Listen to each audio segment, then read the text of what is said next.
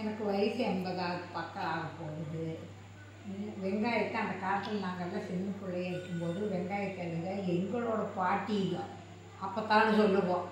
அப்பத்தாமாரெல்லாம் இப்படி அறியாத எங்கள் அம்மிச்சி இவங்கெல்லாம் என்ன சொல்லுவாங்கன்னா, முறுக்கறியக்கூடாது, வெங்காயம் கத்திரிக்காய் சில சில பொருள்களையெல்லாம் இந்த காலத்தில் சொன்னால் கொல்லி கேட்க மாட்டாங்க.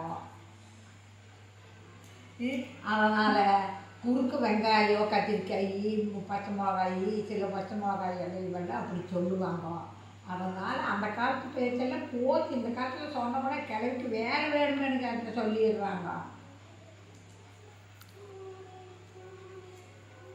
அதுக்கு அர்த்தம் சொல்லுங்க ஆத்தா.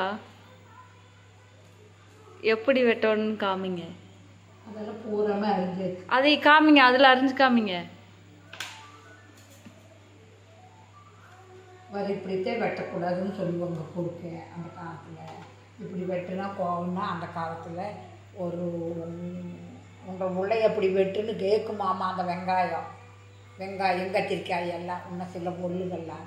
அதனால் நீ எப்படி வயசானவோ உங்கள் வீட்டு பொருள்களை எல்லாம் இப்படித்தான் உங்கள் வெத்ததர்களை எல்லாம் இப்படித்தான் அறிவி சொல்லுவியா அப்படின்னு கேட்குமாமா அந்த காலத்தில்.